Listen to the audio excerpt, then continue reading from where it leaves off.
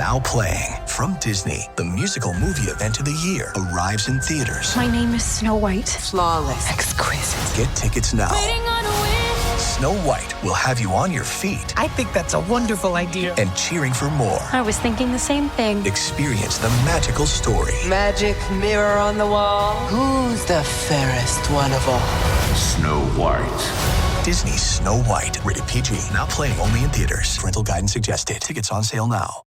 Today at T-Mobile, I'm joined by a special co-anchor. What up, everybody? It's your boy, Big Snoop Deal Double G. Snoop, where can people go to find great deals? Head to T-Mobile.com and get 4 iPhone 16s with Apple Intelligence on us, plus 4 lines for $25. That's quite a deal, Snoop. And when you switch to T-Mobile, you can save versus the other big guys' comparable plans plus streaming. Respect. We up out of here. See how you can save on wireless and streaming versus the other big guys at T-Mobile.com/switch. Apple Intelligence requires iOS 18.1 or later.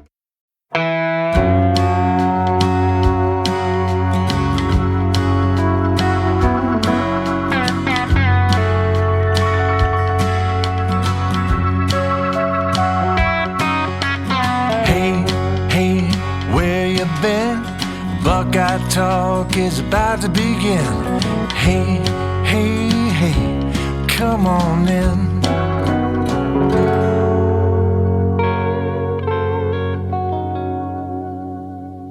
Welcome back to Buckeye Talk. I'm Stephen Means. That's Stefan Krajisnik, and that's Andrew Gillis. This is your Friday pod. We've seen 2 practices, talked to 2 position groups, and now we're going to answer a bunch of questions from our text subscribers. Get the text 614-350-3315. We just thought this would be the best way to end the week. That's not true. I'm just going to be honest with you guys. I sent them a plan. I sent Stefan and Andrew a plan, and then I got excited and essentially executed all 3 parts of that plan in one podcast, and that was not what's supposed to happen. So now, as a result, we're asking our texters to bring us questions, and they always bring us good stuff. And it's fine. It worked out because we're getting questions from our texters and keeping them involved. But this is happening because Steven made a mistake. And Steven owns his mistake. If the texters have any ideas for the next pod too, let us know. Well, no, I have an idea for that one. But, I mean, sure, you can. They do have a good one, but I don't want to use it right now. I'm banking up a bunch of these ideas that the texters have sent for when we need stuff to talk about in May, and they have sent some good ones. But starting off from the 513, which senior from last year will be missed the most this year? Andrew, we'll start with you. Which senior do you think is going to be missed the most? Yeah, this was a really difficult question because there's a lot of different answers to it, and I think there's a lot of right answers to it, not just because you're going to miss a lot of seniors, but because I think it depends on how you frame the question. Look, I went with Jack Sawyer. I think in terms of on-field ability, in terms of what you are losing and like what is kind of next in line, I think I think defensive end we're kind of looking at going, okay, there's not, a clear, All-American heir apparent, right? Like it's like when you lose Denzel Burke, it's like, okay, cool, we got Devin Sanchez coming, right? Like, oh, this is fine. So I think like in terms of on-field play, I think in terms of like that aspect, that's a big loss. But then you also have to factor in the leadership and what he meant to not just the team, but like the program as a whole in 4 years, and what he meant really to, a lot of different things. I mean, we kind of looked at it at the time and we're like, this is kind of crazy that Ohio State, the only time they choose to fight against Michigan was after the game. And well, it was Jack Sawyer who was leading that charge. And it was Jack Sawyer who had the play of that game that should have been the kind of defining moment of his Ohio State career. And then he just said, you know what, fine, I'll do it myself. And he did it later in the playoff against Texas. Like on field, off field, leadership. Jack Sawyer to me is a player that is just irreplaceable. And I think a lot of Ohio State fans would probably agree in saying that it's certainly of the Ryan Day era and maybe even of the last like 25 years or so, Jack Sawyer is probably one of their favorite players and one of the players they liked watching the most. I mean, that's a strong take. We've got a pod for that coming in May. But in the past 25 years, I don't know, man. I mean, like in terms of favorite, like, I don't know, man. Like people love Jack Sawyer, and that kind of goes into my off the field part too. That's great. He also lost the game you're not supposed to lose 4 times in a row. He did. So, He didn't lose that game. He did everything he could to win that game. he did. What about the 3 other ones? And I'm saying I love Jack, so I'm just saying the conversation we're going to have with Jack, we're putting him in rare air where you start to have to pick guys apart because we're trying to differentiate guys. And so that's going to be the argument against Jack is as awesome as he has been and as connected to this program as he's been and as linked with Ryan Day as he is. There's going to be other names we bring up on that pod where they are all those things too. And they also didn't lose 4 straight games to Michigan, where they were the favorite in all 4 of them, and heavy favorites in at least 2 of them. But it's a good answer. And it's one of the answers, one because of what he's meant to the program, but also because we think we know what's going to happen at defensive end this year, but anytime you see 9 sacks leave your roster, you have to find a way to replace those 9 sacks. Stefan, who's your guy? My answer was also going to be Jack Sawyer, and I think the next question is where I'll maybe go into that a bit more. So for the sake of discussion, this week has made me wonder if the coaches could answer this question, if the answer would be Will Howard, because I think their life would just feel a lot easier. And the reason I'm not sure if that's the right answer is because I think Julian Sain is going to be everything that we think he's going to be. Like, I think he's going to be a Heisman contender. I think he's going to be a great quarterback. I think he's going to put up numbers. Like, I think he's going to be awesome. But it's very clear that what these coaches are looking for in the quarterback competition is something that they wouldn't have to look for if Will Howard was back another year. Now, the discussion is if Will Howard wasn't a 50-year guy, would he have reached that level yet? Like, there's a lot of hypotheticals that go into this. Shout out to the SEC. But I think in this realm, and just like take it on the surface, if this team had Will Howard, I think the coaching staff would feel a lot more comfortable. And there's probably some questions that we asked that, I mean, what questions would we have about the offense? Like, oh, okay, like they're replacing 2 All-American running backs. I mean, that's fine. You got your quarterback back, and you got 2 of the best receivers in the Big Ten, and a third receiver who we think is going to be one of the best receivers in the Big Ten. Your offensive line, you're going to have to move some things around. But if you have quarterback already figured out, you have a veteran guy who just won a natty for you coming back, you're probably feeling pretty good. So I think the correct answer, because of how the roster shakes up, is Jack Sawyer. But I think the other answer of like what the coaches would tell you might be Will Howard. Just for the sake of throwing another name out there, I think they're going to miss Donovan Jackson because of, I mean, go watch the last 4 games of the season. That's why you're going to miss Donovan Jackson. But also, he was elite guard play. I think they're going to miss Jordan Hancock as a football player. I think they're going to miss Lathan Ransom as a football player. But I guess this is a conversation of Jack and Will, is what it sounds like. I think it's Will, because they keep talking about this. They have immortalized Will Howard. I don't know. I feel like there's been moments where you hear people talk about Will Howard, and I can hear myself becoming a hater. He's the most important quarterback. And I wrote this Thursday morning for the site cleveland.com/OSU. This dude is literally the deciding factor for the 2025 quarterback battle. And everything that he is. In this world where the standard at Ohio State has become, hey, we had 3 straight Heisman Trophy finalists, 3 straight first-round draft picks, we recruit 5-star quarterbacks, elite quarterbacks talents, and we develop elite quarterback talents. The dude who was absolutely none of those things is the most important one of them all, because they won a national championship. And I was having this conversation with somebody yesterday before we left, he validated the entire Ryan Day experience. Because think about some of the conversations we were having this year, right? Can Ryan Day win the big ones? Can Ryan Day win matchup games? Is Ryan Day really the quarterback developer people think he is? Or did he just so happen to have 3 generational talents? Generational strong. JJ's generational. Did he just so happen to have 3 surefire NFL talents back to back to back? So is it more about the talent, or is it about him? Well, Will wasn't a top 50 recruit. Dwayne Haskins, it took him till year 3 because JT Barrett was here, but he was also like a top 70 recruit in that 2016 recruiting class. Justin Fields was literally the 3rd best quarterback prospect of all time. when he came out of high school behind Vince Young and Trevor Lawrence. And Georgia just kind of fumbled the way they handled that. So he was in the portal ready for him to go get him. We can say what we want about how CJ Stroud was a late bloomer.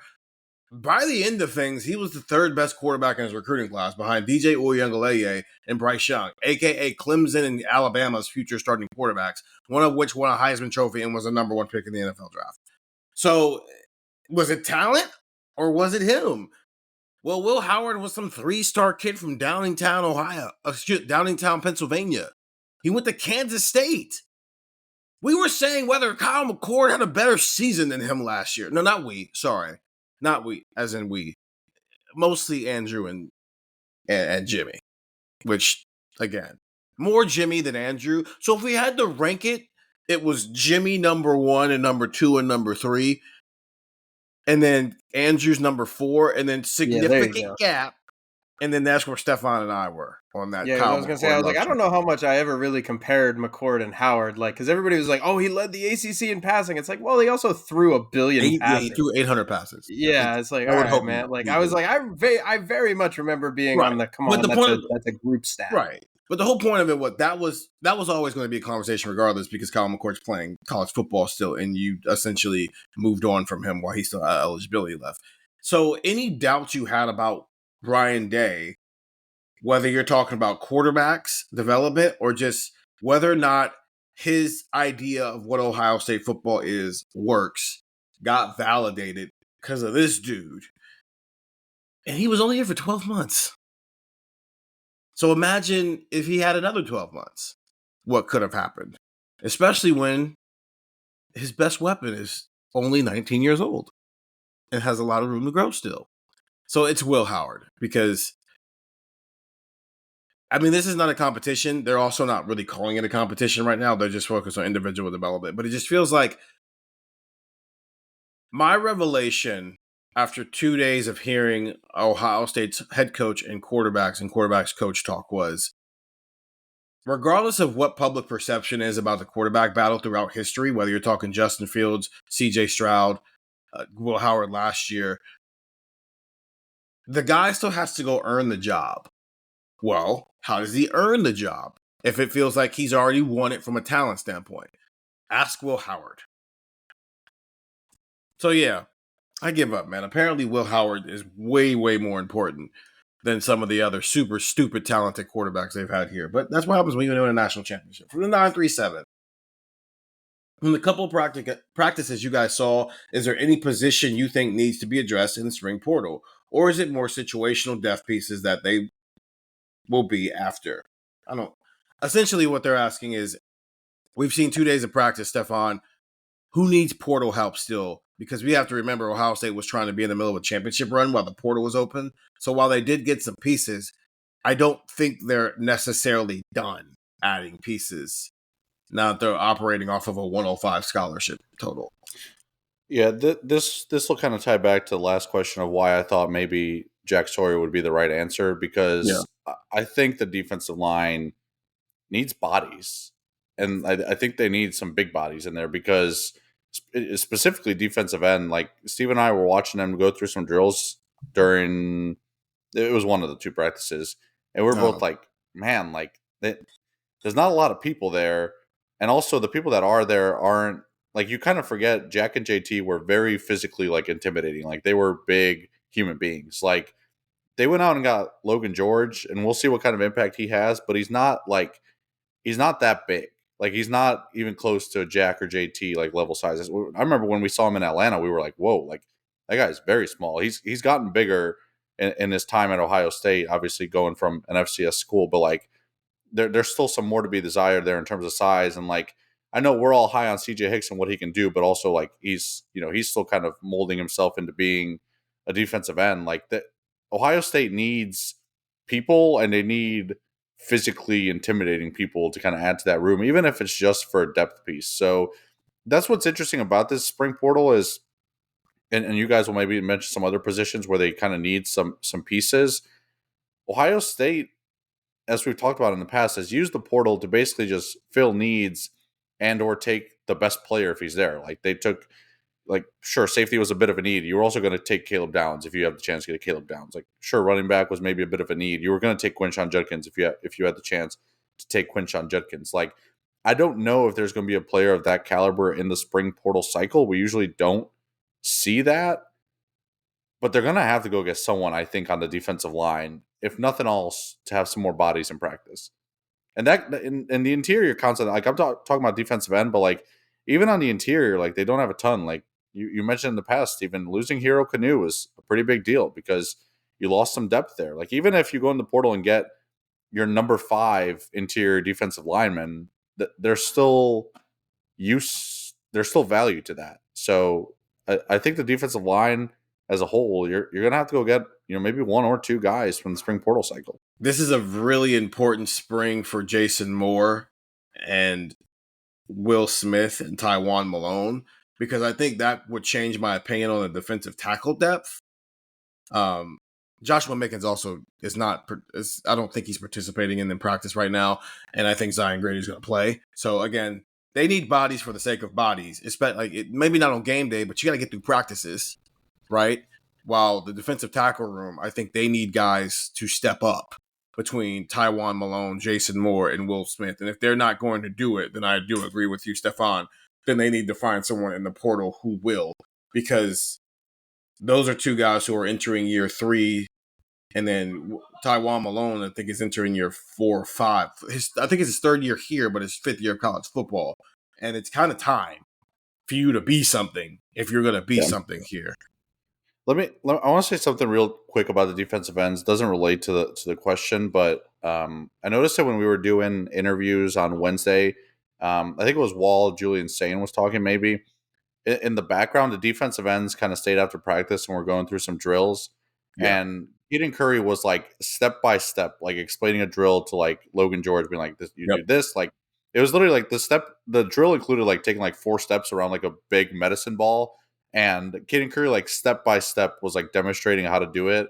So in this conversation of leaders that we're having, maybe he's a guy who hasn't played a ton, but maybe is emerging as a bit of a leader, at least kind of in that defensive end room because he's been around, maybe more so than the other guys. So kind of like a little nugget to maybe hold on to there. I feel like, speaking of guys who were working after practice, Fahim Delane hanging around doing extra work.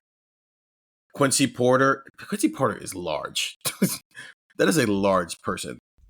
He was sticking around doing extra work.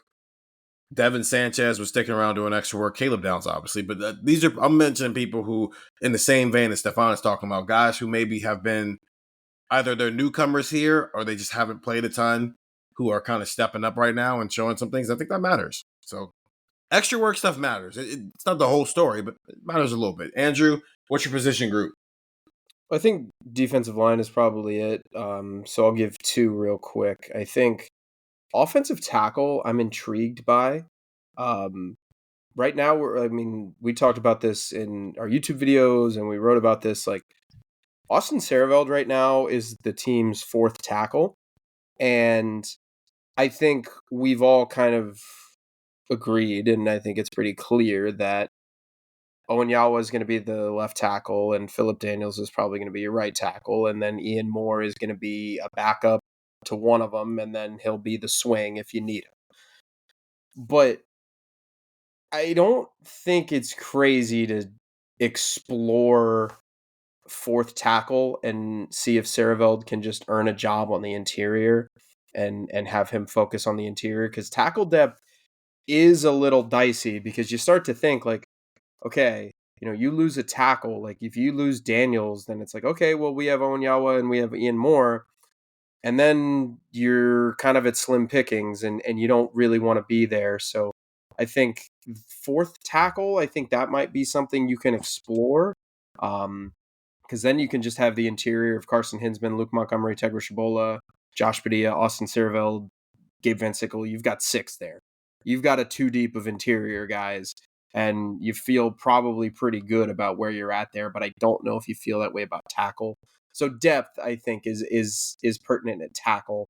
And then the other one that I'm just curious about is, like, does this team go get a quarterback? Like, does this team go get Tristan Gebbia 2.0? you find a guy. I said name one position, dude. I know, but I was curious. I'm throwing it out there. Well, I get that, but like it's like a straight pod where Gillis is struggling with this. I guess you hadn't gone yet. I thought, yeah. You know what? That is fair. So I'm just going to say offensive tackle. I'm going to say fourth offensive tackle, and I said nothing else. Hey, Andrew, throw it to the flat. Yeah, but the post. Just throw it to the flat. Look, man, if the post is open, it's open. Hit it. And then we lost the game because Andrew threw an interception in the double coverage. I did forget you hadn't gone. I don't know what the pitch is for offensive tackle. Because you're essentially asking someone to come here and be a backup. And I don't know if that's always available in the spring port. Because it's a fine line you have to walk where they have to be Ohio State caliber. Right? They have to be this level of player. But also, they're probably not going to start. So why would a player who's Ohio State caliber come here knowing that they're probably not going to start? That's why it's true. They need an offensive tackle. I just don't know what the pitch is, which is why Austin Saraveld is cross-training at offensive tackle and why Tegra Shabola will be cross-training at offensive tackle and guard and why they just need Carter Lowe to maybe be a top 100 recruit who is good enough to be in the two deep in year one. Because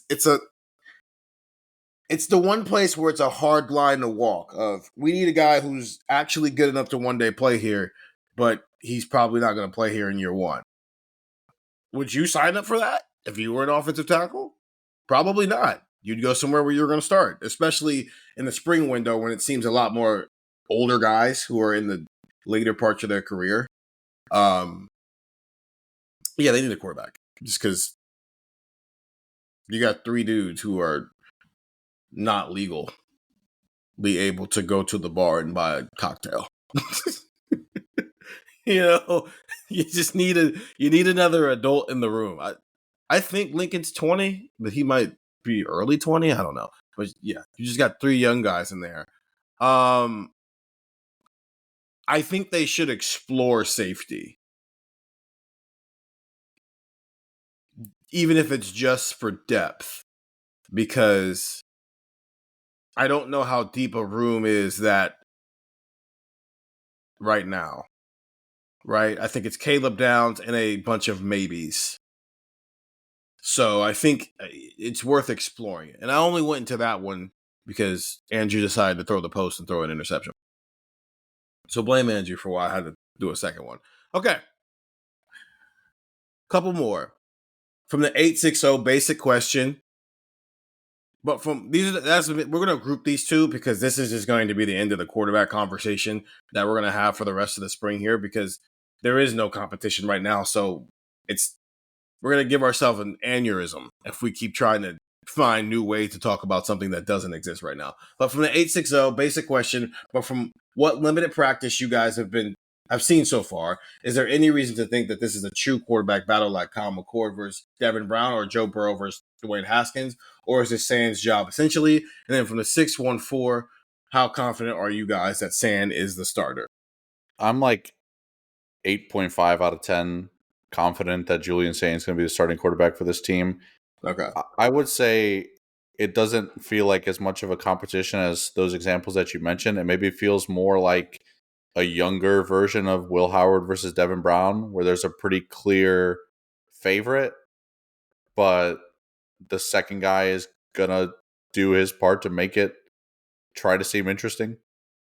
I think it's probably the best way I would describe it. I think this is 2021. It's not quite 2019 with Justin Fields because that was just, 5-star quarterback versus Matthew Baldwin. We know how that's going to go.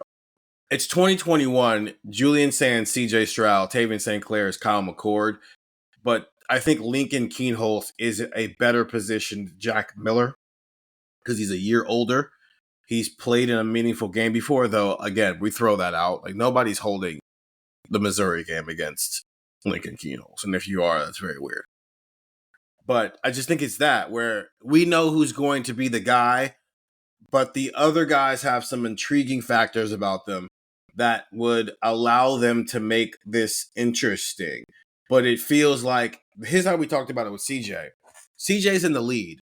So if Kyle and Jack have a good day, they tie. They get back even. But all CJ's got to do is have another good day and he's back in the lead, right? So you got to do twice the work to get ahead of where CJ was. That's how I look at this battle in terms of a talent. The leadership aspect of it, I think they're all equal because none of them are like Will Howard. None of them are very vocal people. In fact, I think Tavian might be the most vocal. So that's going to be a development for all of them. But if we're just talking sheer talent and ability to move the offense down the field, Julian is in the lead. Let's just say Lincoln has a really good day today, as you guys are listening to this on Friday and they go through practice number 3. Okay, he's even with Julian. But if Julian has a good day on Monday, he's back in the lead. Right? And what if he has another good day after that and a good day after that? But if also Lincoln's having good days, he's already a step behind, so he's got to take 2 steps to get ahead of him. Probably like an 8 or a 9 as well, so I'll say 8.5. I think Stefan's right on the money there, that Julian Saint's going to be the starter. And, I'm kind of looking at this battle like if you listen to Buckeye Talk and get our texts, you know that over the summer they host these like summer camps and they have all these kids from various classes come and they compete, right? One of the things that you kind of learn pretty quickly is who draws the coaching staff's attention and, who is, working for that offer or, kind of who maybe has it in the bag. And I think of a kid like Braylon Womack, who's a 5-star safety in the 2026 class. Ohio State, by the way, in the mix with him. I think they're in the top 4. So we'll see how that goes for the 5-star from Mississippi. But everybody knew he was going to get an offer from Ohio State. He just worked out at Notre Dame. He comes down to Columbus to work and to compete with the corners. And he told me that the coaches wanted to see him compete and they wanted to see him work and they wanted to see him go through drills up close and they wanted to see it and they wanted to see him show that effort. And I'm kind of thinking that's kind of what this is like. I think that, yes, it's technically a true quote-unquote quarterback battle. I think they just want to see Julian Sayin compete. I think they want to see Julian Sayin have something to lose and play not to lose it, right? I think that's what they're after. I think, when you talk about who the quarterback is going to be, I really haven't heard many fans, media members, anybody who thinks that Julian Sayin is not going to be the starting quarterback. But I think Ohio State's coaches they want to see the battle. They want to see him go into that competition with no, I'm going to prove that I'm the best. So I guess in that way it is a battle. I just think it's, you kind of have an idea of who's going to come out ahead. So I feel pretty confident that it's going to be Sayin. And to kind of draw the comparison to last year again, Tavian St. Clair is probably going to have some good moments in the spring, and maybe we'll have like a Julian Sayin-esque discussion about him in August where we're like, well, what if he's the backup? I'm sure that'll happen at some point. You guys can have that by yourselves on here. I'm not doing it. I'm not going to do it. I'm out. I'm done with the quarterback competition. I'll see you guys in August when Ryan Day names a starting quarterback. Because, again, the earliest he has ever named a starting quarterback was August 16th. So I am assuming sometime around that time is when he names a starter.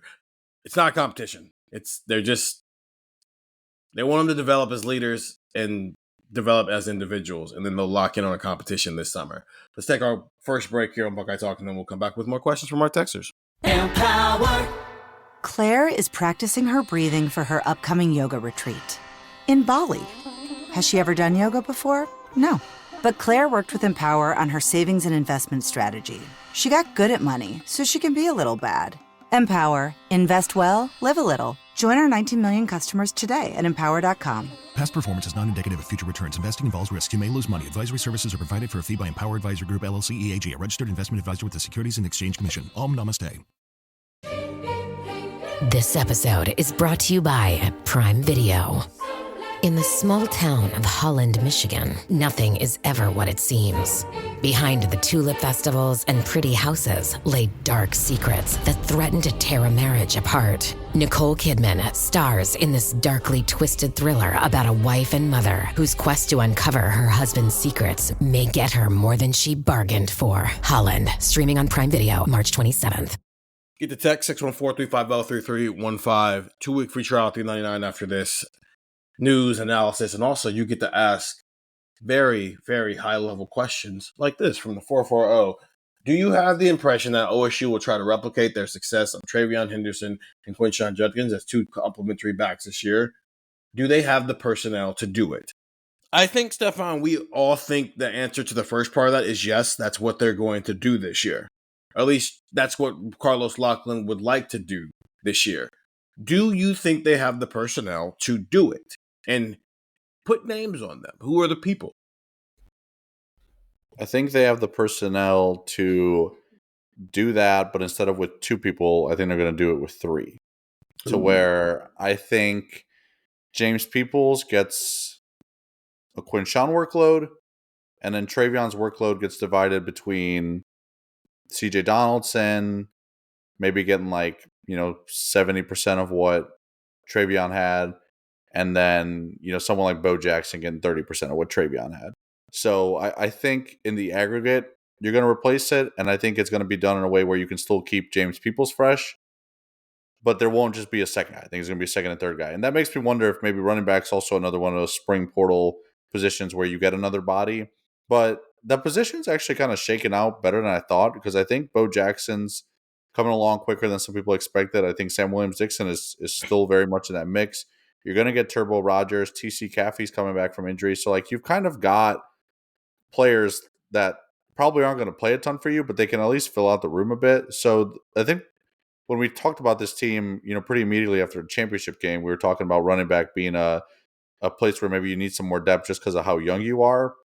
But I'm starting to feel a bit more confident about that room, and maybe CJ Donaldson being a bit more versatile and athletic because of the way he's reshaped his body at Ohio State.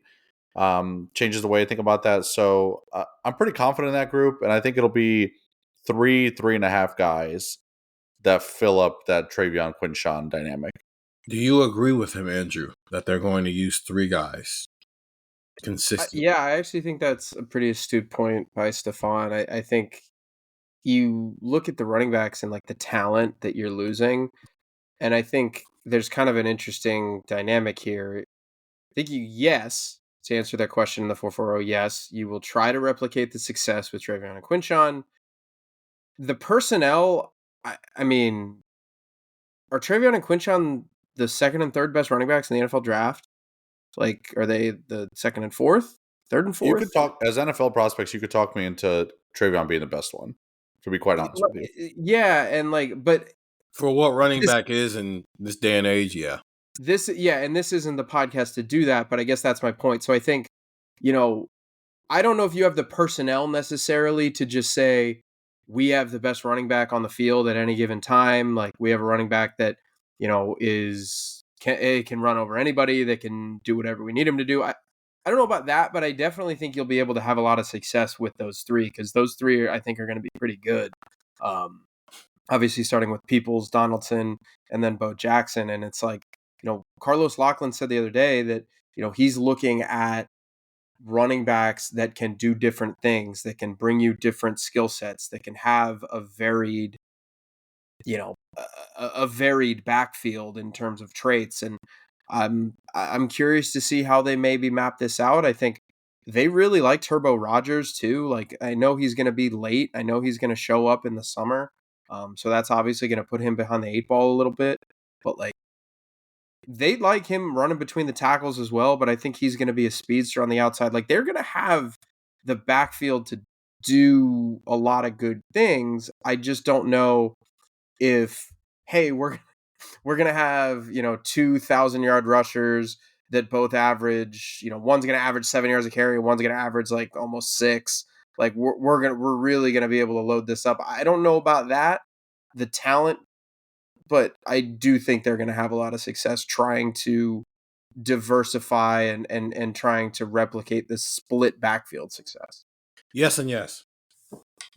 They are going to try to do it, and they do have the personnel to do it. We can talk about numbers later, but yes, I think they have 3 good running backs. In fact, maybe they get the 4. Maybe, and that's depending on where Sam Williams-Dixon is in his development. From Lily in the 614, this one was fun, because he's a college student at Ohio State right now. I'd love to jump on the Quincy Porter hype train as well.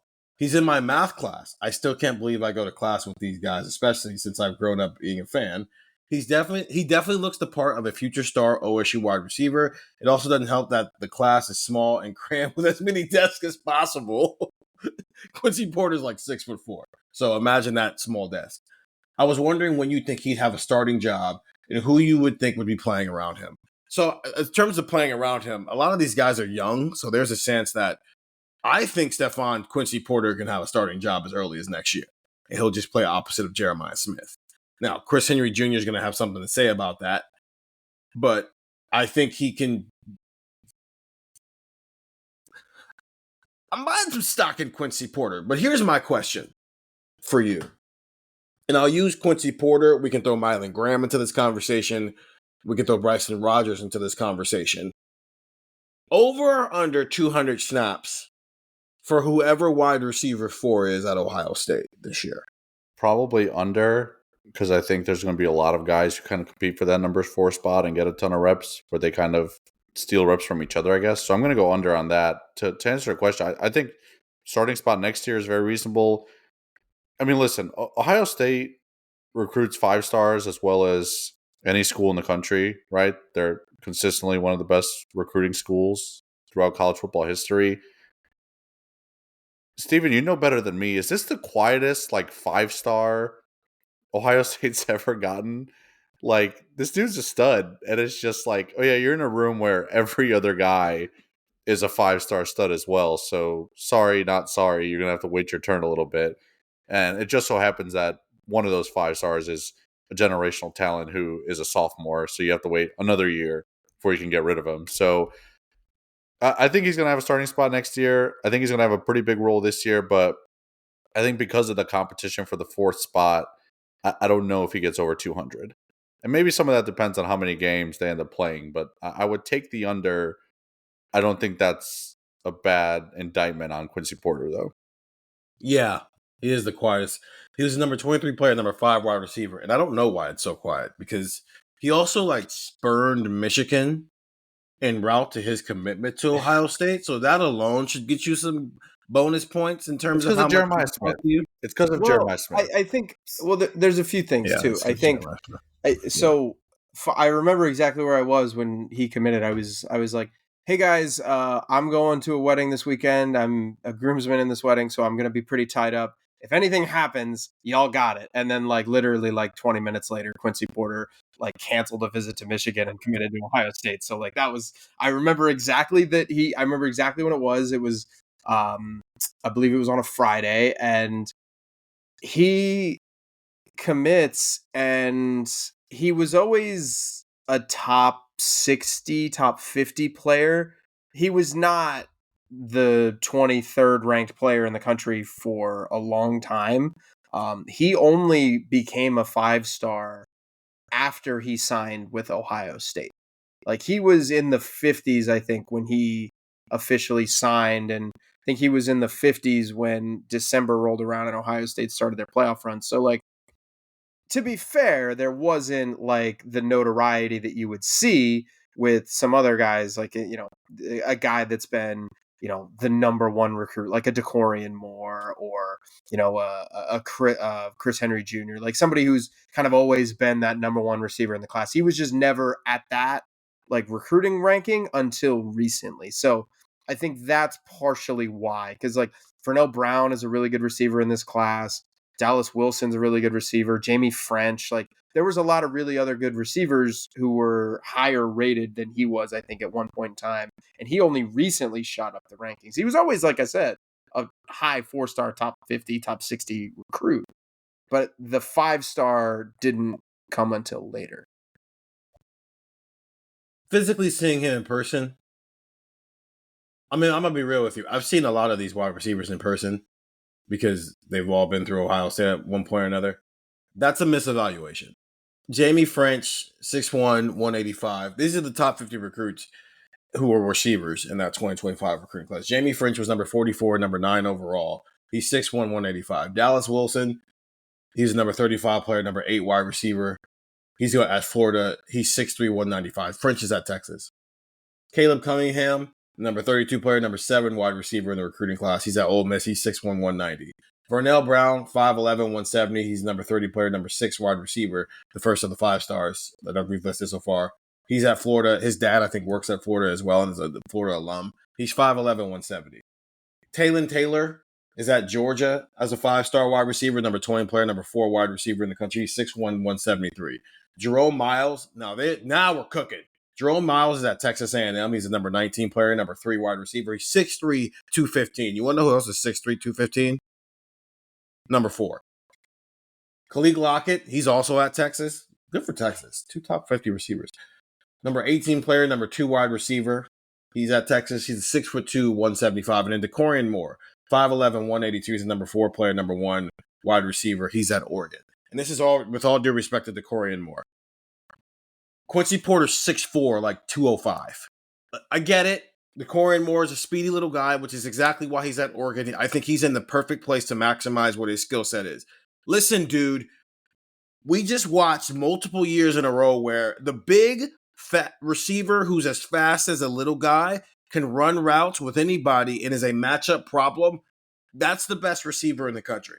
I'm not saying Quincy Porter should have been the best wide receiver in his recruiting class, but what it sounds like to me, Andrew, is people were late on the evaluation of Quincy Porter, which is why his climb stopped at 23, when it does sound like, based off of the human being I've been watching running around the Woody the first 2 practices of the year, I'm sorry, he looks like Jeremiah Smith's body double. Yeah, and when I said that, that was not me saying like, I know. oh, well, he's only a top 60 recruit. I was just saying, look, what happened. You're explaining what happened. He was a late bloomer in terms of his arrival on the scene and people getting eyes on him. Because I remember the last couple of months of his high school career, he started doing stuff, and then he went down to the All-American Bowl, and he was doing some wicked stuff there, and now he's a 5-star recruit. I think that's a misevaluation. Because there's no way I saw what I've seen the first 2 days of, and they didn't do much. It's just eye test. And so much of recruiting rankings is eye test and testing numbers and what you're doing in camp settings when there aren't pads on. I just saw this kid with pads on. And if JJ got abducted for 2 series against Ohio University and they had to throw Quincy Porter on the field, I'd be like, okay. See you next week, JJ. When Nick Saban got a player and he magically went from a 3-star to a 4-star, or from a 4-star to a 5-star, when Brian Hartline signs a wide receiver, he should go from top 20 to top 5. Let's speed it up. No, I'm going to take that for if Brian Hartline offers a wide receiver, he should jump up 40 spots. This is true. He doesn't offer a large bank of them, so I'm not talking about, hey, there's 30 guys who deserve to jump up. No, he offers like 10 to 15 guys. If Brian Hartline offers a kid at this point, and I think you can do the same thing with LSU, just to a lower degree, but if this man offers a receiver, just jump him up 50 spots and figure it out later. Just whatever. If he's 250, move him to 200. If you're an NFL GM, take him.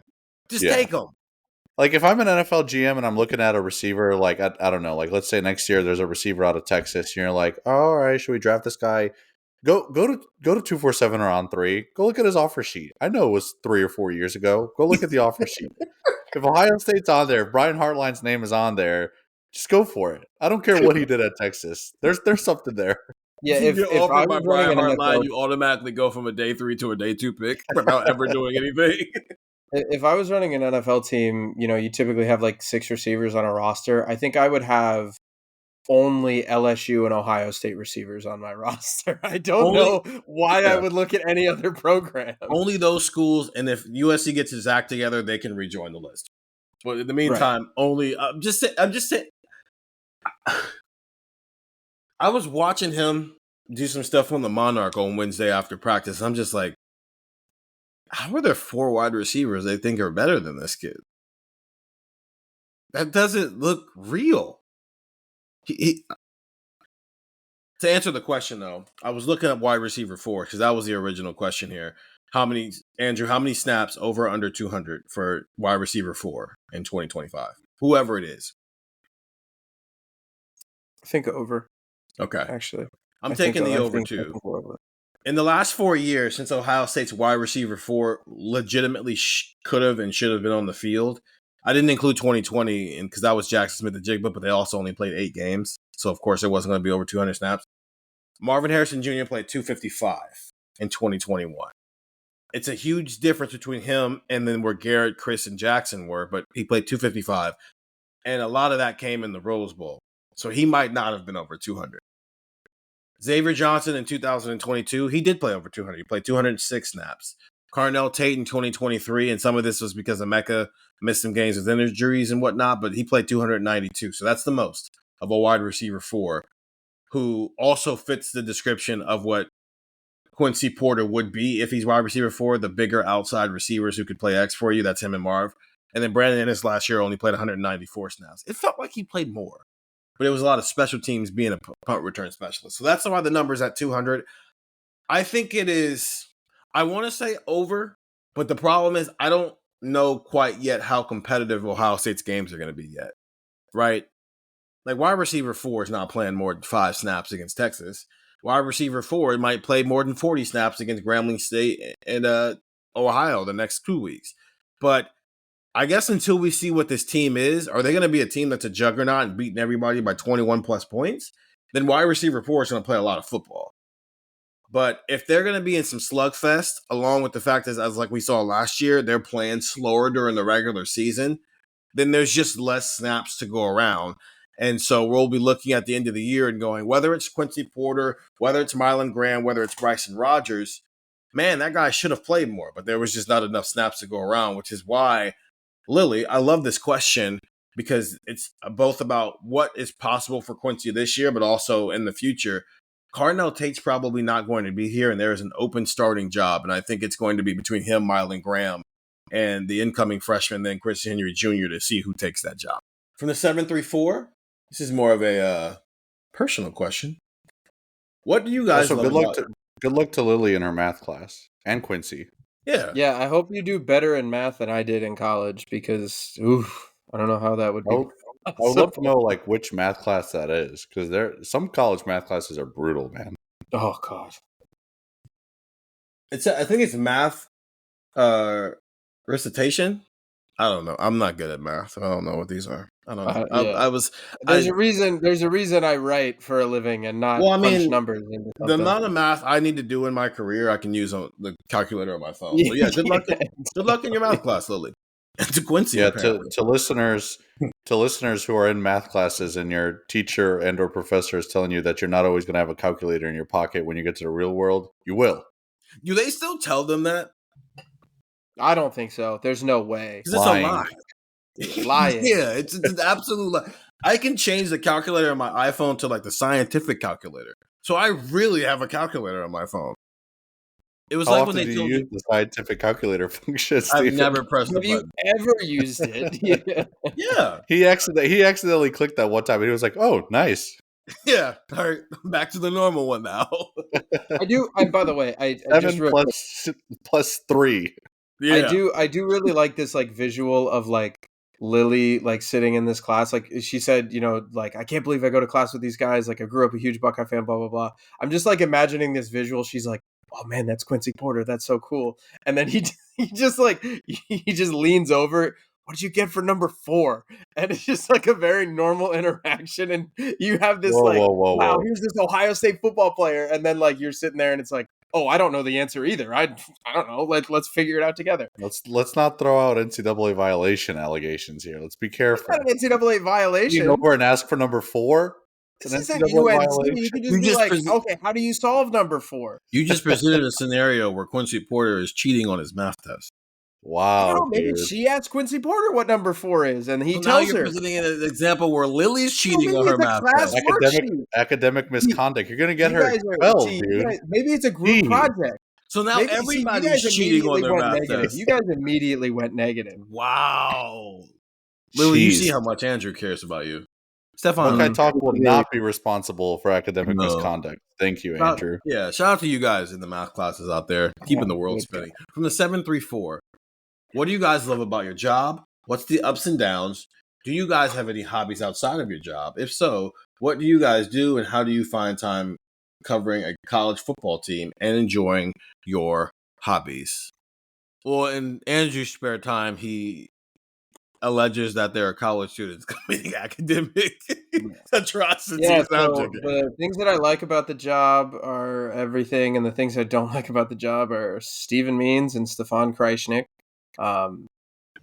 So there you go.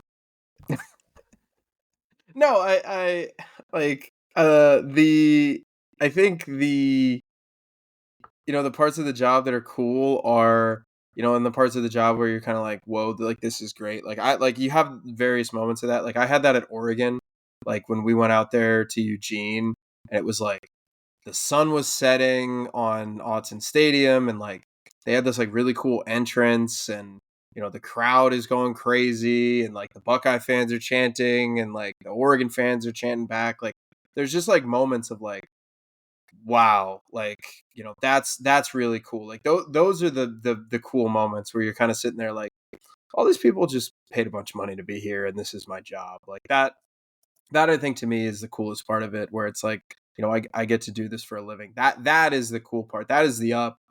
The down, I think, is when when it can just kind of happen at any moment. News can just kind of happen. Like I think we all have stories of, you bring your laptop to a brewery on a Saturday afternoon to hang out with your friends, like just in case. Like we all, you go out to lunch with your friends or dinner or somewhere, or you're doing something, and the laptop's in the car, just because you got to make sure, like, you're like, we've all had that experience. You're out on a date, you're out eating dinner, you're out at a movie, you're out doing whatever, and all of a sudden you check your phone, and like I remember last year I was at Thanksgiving dinner, and Gabe Van Sickle committed, and I had to sprint out of like Thanksgiving dinner to go grab my car, or to go grab my laptop out of my car. So it's like, those are the moments where it's like, I wish I could just like unplug for a minute. But those are the moments that I think are, very, very minor complaints. And I think that, the pros certainly outweigh the cons in what we do. Stefan, what do you love and hate about your job? Yeah, I'll echo some of what Gillis said there. When I was covering Mississippi State, I was literally on a treadmill when their football coach got fired. So I just kind of continued my run to my laptop. So that's definitely the worst part, the unpredictable nature of it. The best part is, yeah, I mean, it's like, for those who have watched the Barbie movie, it's like, this Barbie does sports. Like, that's pretty sick. I get to just watch sports and write about it a lot. So that's always a fun time. Hobbies, like, I wonder if people wonder if we ever get like sick of sports. Like, I genuinely don't. Like, as we're recording, I have 3 March Madness games on in the background. Like, I don't know, like, I don't want to speak for you guys, but like, I don't have trouble like disconnecting like work sports from like leisure sports. Fun sport, yeah. Like I can watch college football Saturday, like when Ohio State plays their inevitable noon kickoff and that game's done and we're done working, like that night I'm watching whatever SEC night game is on, like not thinking about Ohio State. Like I can do that pretty easily. Like I can watch a sporting event and not think of like work aspect of it. So that's always nice. I like pickleball, golf, stuff like that, like pretty basic stuff. I'm not the most extravagant person, I suppose. Traveling's always fun.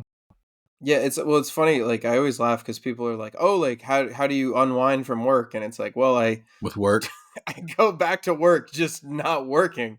Like I'm going to like I'm from Virginia. Like if you've listened to this podcast before, so I'm going back home in April, and was texting my friends about what we could do, and I was like, well, the Caps are going to be in the playoffs, and then that week the Orioles are playing in DC, so we'll go see them, and then maybe we'll go to Camden Yards if we can, and like it's like you just kind of like this is just like there's a reason we do this job, and it's because like we like having those hobbies. So you cover a football team and then you leave and you're like, all right, what what other sports am I watching today? Yeah, that's not why I'm a journalist, though. It's like it's why I'm a sports journalist, but it's not the reason I'm a journalist. That's two very different things. Because journalism isn't just sports. And yes, I am a sicko. I can watch sports all day. Like I've literally gotten done doing sports, turned on more sports, and my girlfriend's looked at me like, "Aren't you tired of sports yet?"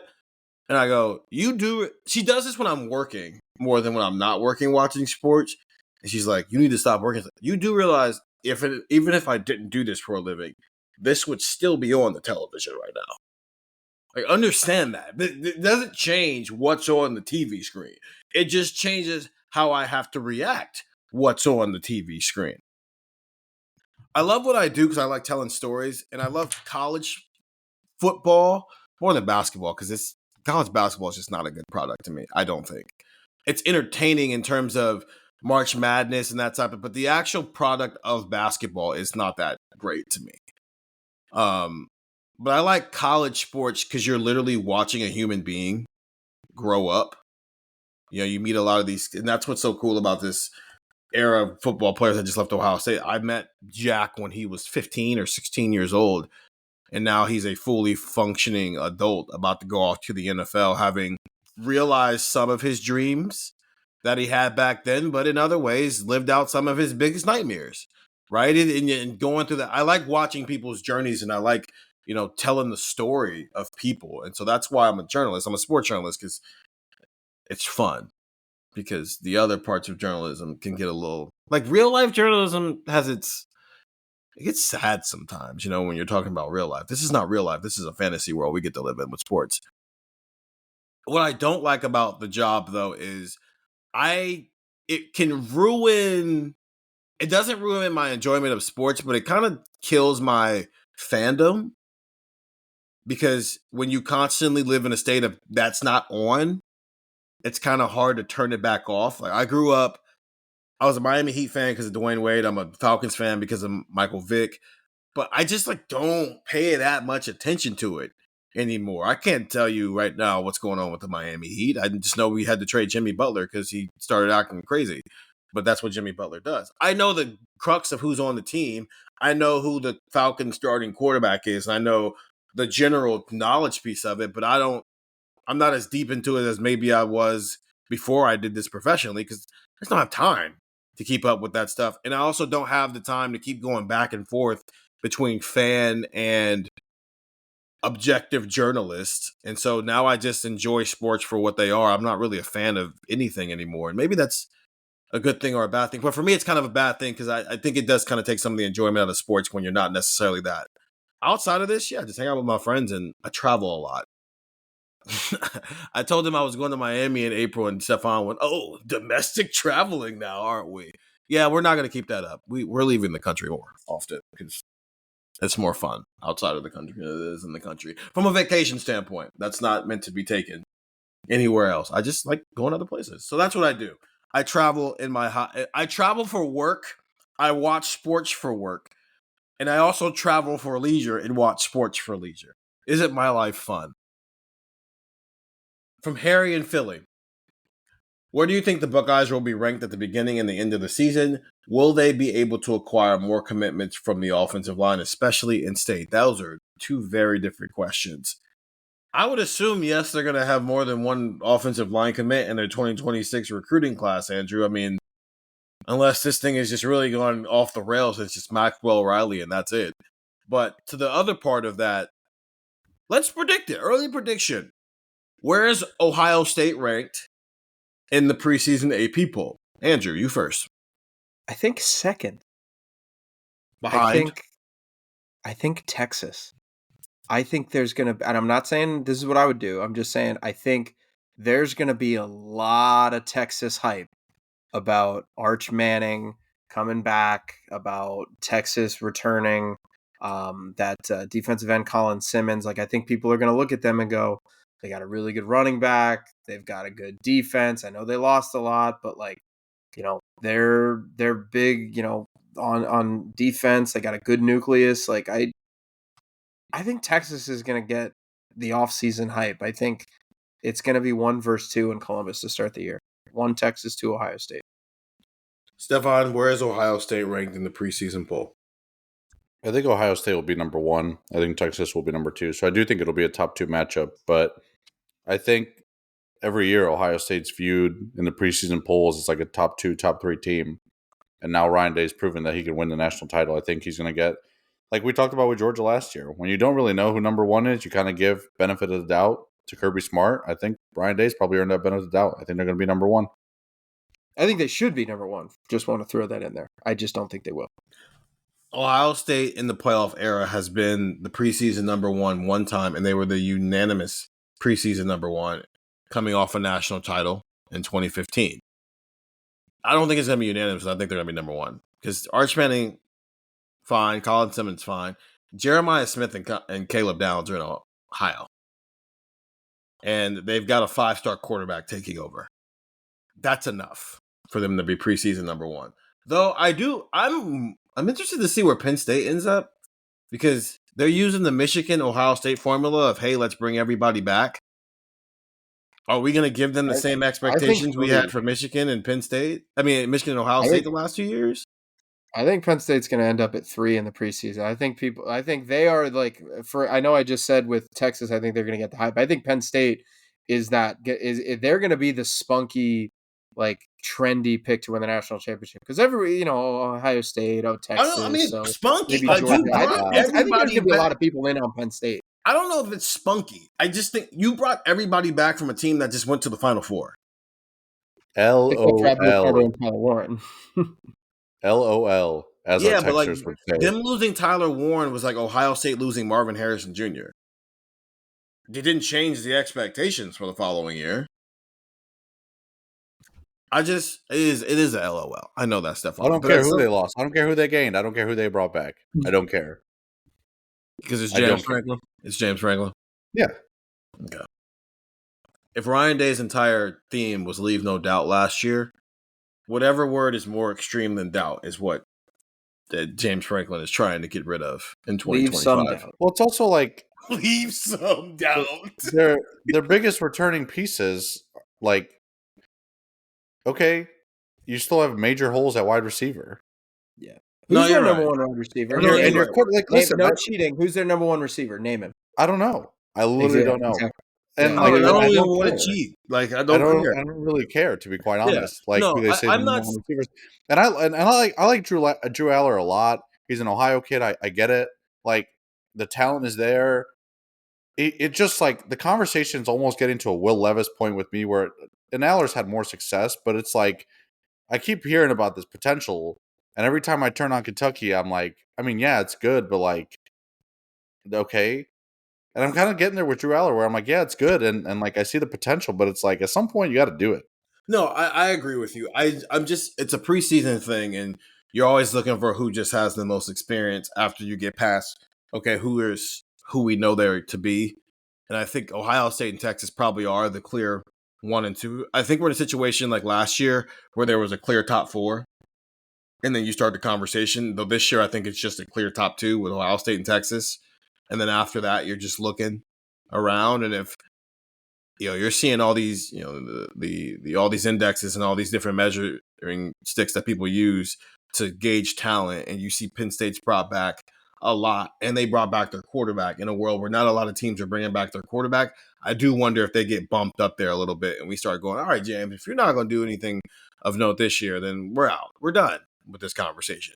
I'm wondering if the world this time next year, everybody's going to be where Stefan is. I'm there too, but it's just, I wonder if the world might get there because there might be a big, large spotlight on a man who returned a lot of talent and also just stole Ohio State's defensive coordinator. Last question. Well, there was a couple of more, but I think they might be better as their own individual pods. From the 614, where do you see this team at the start of spring practice versus where you saw other transition year teams. In a way, 2014 was a transition season with Will Howard. He just had an incredibly deep roster around him. What about compared to 2021 and 2019, for an instance? So you guys didn't cover it. So I don't know how strong your guys' opinions are going to be on this. So I'll just answer it. I think this is the most new Ohio State has had since Ryan Day took over. Because in 2019, he was new and Justin Fields was new. But J.K. Dobbins was back. A lot of you lost your top 3 receivers with Paris Campbell, Johnny Dixon, and Terry McLaurin, but you still have Benjamin Victor. Chris Olave had come on strong later that year. You had the new Garrett Wilson, who was the new shiny toy.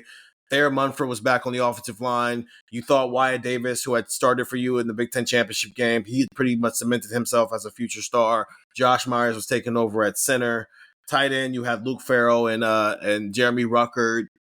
Defensively, it was essentially the same defense minus Draymond Jones and with a better coaching staff, right? Because Chase Young and Jeff Okudah and Damon Arnett and Jordan Fuller and Malik Harrison and Baron Browning and Tuff Borland and Pete Warner, all those guys had been there the year before that. So it wasn't really that new. It was just new guys in charge and a couple of key additions on offense. In 2021, it was new. There was brand spanking new linebackers. The defensive line was a year older. Your secondary was essentially the same secondary. The quarterback situation was the new thing. But a lot of that was still, it was new in some spots that had been old for a long time here. But it's new everywhere this year. There's literally 3 returning starters on defense. And on offense, wide receiver is the only thing that is for certain. Everything else is we think it's going to be good based off their recruiting ranking. So it's just not a lot to go off of. It's just because this one's just kind of clouded. If they had not won a national championship, let's just say Jack Sawyer doesn't get his trip sack. And so instead Texas ties the game at 21 and somehow they go on to win this game. The tone around this spring is very different. Yeah. But when you win a national championship, any faith you already had in certain individuals, you push it up by like another level because you're allowed to do that when a team wins a national championship. The Natty is throwing off just how much new there is, which is why Ryan Day's talking a lot about leadership. They're replacing everything this year outside of the fact that they also have the 2 best players in college football. So last year, obviously, it was basically Will Howard. Like Steven, I swear to God, every day we talked about like the Will Howard Devin Brown battle and what it means. And because you remember at the beginning, Devin Brown's taking all the first team reps and they kind of looked pretty even. And then you got to the end and you were like, oh. So, that to me was where things were. But like off the top of my head, Will Howard at quarterback, there was a debate about center maybe briefly, but then that got squashed really fast. I think they were like, oh no, Seth McLaughlin's our center. None of these were debates though. They brought in transfers and stuff that we knew. But I guess my point, like there was I think there was a genuine battle at linebacker between CJ Hicks and Sonny Styles. Like I think that there was a genuine position battle there. That's it.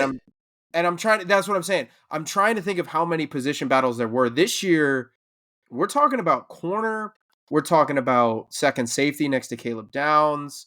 We're talking about defensive line rotations. Like, there's a lot more open, it feels like, than there was last year. Everything is open. Yeah, and it's and not last like year, I'm seriously. I don't even know if last year felt transition-y. It was just you had a new quarterback. No, it was transition-y because of the tone around the season. And it was a new quarterback, and that does matter. And so, regardless, Devin Brown went first because he'd been here longer. That's, again, I don't care who goes first in the spring anymore. It's not a thing because this is what they do. They let the guy who's been here longer go first. We're literally watching them have Austin Sareveld and Ian Moore work with the ones at offensive tackle right now. When we know that the starting offensive tackles are going to be Phillip Daniels and Ethan Owenyawa. Who goes first, second, and third in the spring doesn't matter. It's about individual development and how do the guys just look after we haven't seen them for a month and a half. So Devin Brown going first meant nothing last year. Just like this year, Austin Sarreveld going first at left tackle means nothing. He's not going to be the starting left tackle. Last year was a transition because, like, okay, how quickly can Will pick this up? Because he's the guy, and he's got 9 months to figure it out and maximize a roster. And he figured it out. They won a national championship. This year, they have to figure out who their best players are and who their leaders are. Everything that goes into the culture of college football, they have to figure out this year. Their 2 best players are not the most vocal leaders. That has to change. Their second and third and fourth and fifth and sixth, their best players are not vocal right now. And that has to change. That's where the transition is. And we haven't seen it to this degree. 2021 is the closest version of it. And even then, there were still some holdovers. There's no holdovers in leadership at all. JJ, and that's what we've talked about this.